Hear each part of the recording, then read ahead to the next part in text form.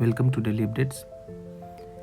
एक important news है कि अब वेस्ट एशिया का जो कॉन्फ्लिक्ट है अब वो एनर्जी जो इंफ्रास्ट्रक्चर है उस पर अटैक तक पहुंच गया है। एनर्जी इंफ्रास्ट्रक्चर मतलब पूरे दुनिया के लिए जहाँ जहाँ से गल्फ़ कंट्री से जो ऑयल रिसोर्सेज सप्लाई होते हैं वहाँ के लिए संकट उत्पन्न हो रहा है, क्योंकि अभी ईरान ने जो एक इसका पर्शियन गल्फ़ में एक आइलैंड है ईरान का, अब यूएस ने खार्ग आइलैंड इस पर अटैक करना शुरू कर दिया, इसकी यहाँ के एनर्जी इंफ्रास्ट्रक्चर पर अटैक करना शुरू कर दिया है, जो कि मतलब कि ईरान के द्वारा जब जो तेल सप्लाई होता है उसका 90% तेल यहीं से सप्लाई होता है, क्रूड ऑयल। एक मतलब एक क्रिटिकल हब है खार्ग आइलैंड। तो अब यूएसए ने यहाँ पे अटैक करना शुरू कर दिया खार्ग आइलैंड पे, और इजराइल भी, अब इजराइल और यूएसए दोनों ने ईरान के एनर्जी रिसोर्स जो भी इंफ्रास्ट्रक्चर है उस पर अटैक करना शुरू कर दिए। ईरान पहले भी अटैक कर रहा था, जैसे जो यूएसए के जो गल्फ एलाइज कंट्रीज़ हैं वहाँ पे, जैसे यूएई, सऊदी अरेबिया, ये पर्शियन गल्फ है, यहाँ पे खार्ग आइलैंड है।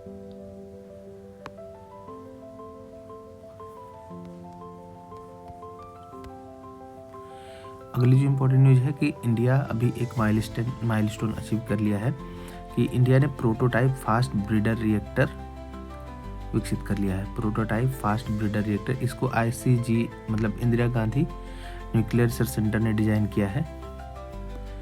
प्रोटोटाइप फास्ट ब्रीडर रिएक्टर ये 1954 में जो प्रोग्राम शुरू हुआ था, long term programme nuclear energy को लेके, न्यूक्लियर एनर्जी के विकास को लेके, सस्टेनेबल एनर्जी के विकास को लेके, तो वो अब ये इसका दूसरा चरण है। फास्ट ब्रीडर रिएक्टर का विकास दूसरा चरण है। तो अब जो ये इंस्टॉल किया जाएगा 500 मेगावाट का, ये कलपक्कम में, तमिलनाडु के कलपक्कम में। अब यूएसए, रूस के बाद, रसिया के बाद ये इंडिया दूसरा देश ऐसा है जिसके पास फास्ट ब्रीडर रिएक्टर होगा।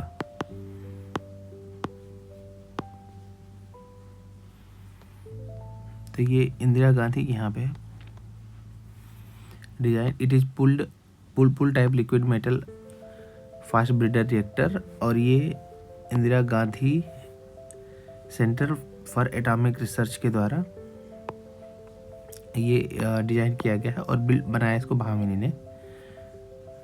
भामिनी एक निगम है, ये भारतीय नाभिकीय विद्युत निगम लिमिटेड, तो ये इसको संचालित करेगी, और जबकि Indira Gandhi national nuclear research centre ने इसको डिज़ाइन किया है। तो फास्ट ब्रीडर रिएक्टर है, रूस के बाद अब दूसरा भारत ऐसा देश हो गया जिसके पास फास्ट ब्रीडर रिएक्टर है। इंडिया का जो न्यूक्लियर प्रोग्राम चला था, जो न्यूक्लियर एनर्जी को लेकर 3 स्टेज में चला था, 3 स्टेज में।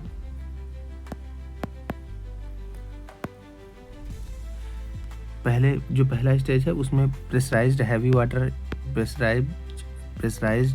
रिएक्टर यूज होता है, और उसमें जो ईंधन जो यूज होता है वो नेचुरल यूरेनियम होता है, नेचुरल यूरेनियम। और दूसरा जो स्टेज है, जैसे ये फास्ट ब्रीडर रिएक्टर वाला दूसरा स्टेज है FBR, इसमें जो होगा, इसी से जो एक तरीके से जो इसका बाय प्रोडक्ट होगा पहले वाले चरण का, प्लूटोनियम 239 और यूरेनियम 238 ये यूज होगा। अभी जो तीसरा चरण है जिस पर विकास होना बाकी है, थर्ड स्टेज, उसमें जो यूज होगा, इसमें यूरेनियम 233 और थोरियम, ये थर्ड स्टेज का ईंधन रहेगा, और इसमें advanced pressurised heavy water reactor use होंगे। एडवांस हैवी वाटर रिएक्टर ये तीसरे चरण में। तो पहला चरण जो होगा प्रेशराइज्ड हैवी वाटर रिएक्टर, दूसरा चरण जो होगा वो फास्ट ब्रीडर रिएक्टर जिस पे अभी माइलस्टोन अचीव किया इंडिया ने, और थर्ड स्टेज जो होगा वो एडवांस हैवी वाटर रिएक्टर। जो अब ये पहले स्टेज का जो बाय प्रोडक्ट था प्लूटोनियम 239, वो जाएगा सेकेंड ब्रीडर रिएक्टर में, फास्ट ब्रीडर रिएक्टर में। मतलब कि जितना ये कंज्यूम करेगा फ्यूल को उससे ज़्यादा प्रोड्यूस कर देगा, जो थर्ड स्टेज में काम आएगा। यहाँ पे लिखा है unlike conventional reactors it produce more fissile material, मतलब जो परंपरागत रूप से जो रिएक्टर चले आ रहे थे उससे ज़्यादा ये प्रोड्यूस करेगा जितना ये कंज्यूम करता है।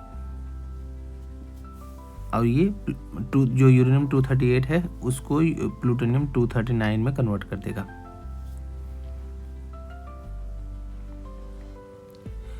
इसमें जो फ्यूल यूज होगा मिक्स्ड ऑक्साइड फ्यूल यूज होगा। ब्लेंड ऑन प्लूटोनियम और यूरेनियम को, ये मतलब प्लूटोनियम और यूरेनियम का एक तरह से ब्लेंडिंग होगी इसमें।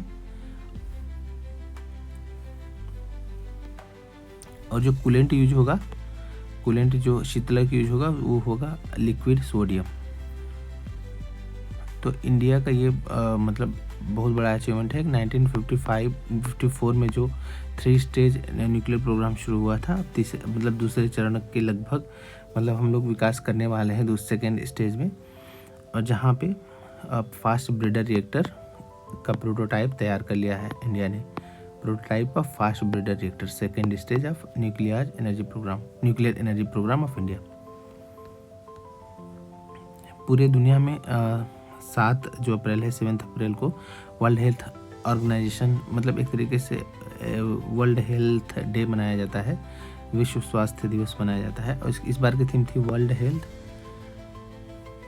इस बार की जो थीम है यहाँ पे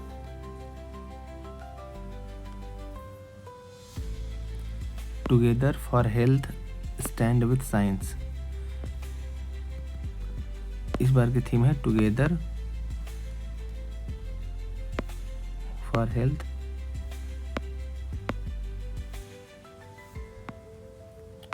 वर्ल्ड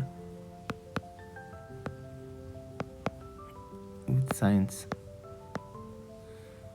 यहाँ पे वर्ल्ड की जगह स्टैंड होगा, together for health stand with science इस बार की थीम है। और 7 अप्रैल को WHO की स्थापना का दिवस होता है, उसके कारण ये मनाया जाता है वर्ल्ड हेल्थ डे 7 अप्रैल को।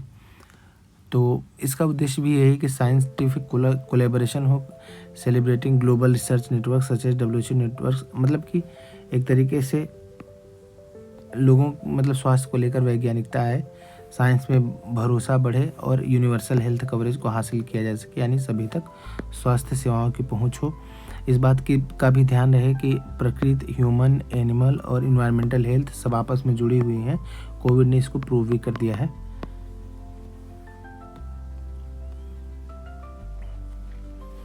तो 7 अप्रैल को विश्व स्वास्थ्य दिवस मनाया जाता है। 1948 में स्थापना हुई थी WHO की, जो कि UN की एजेंसी है।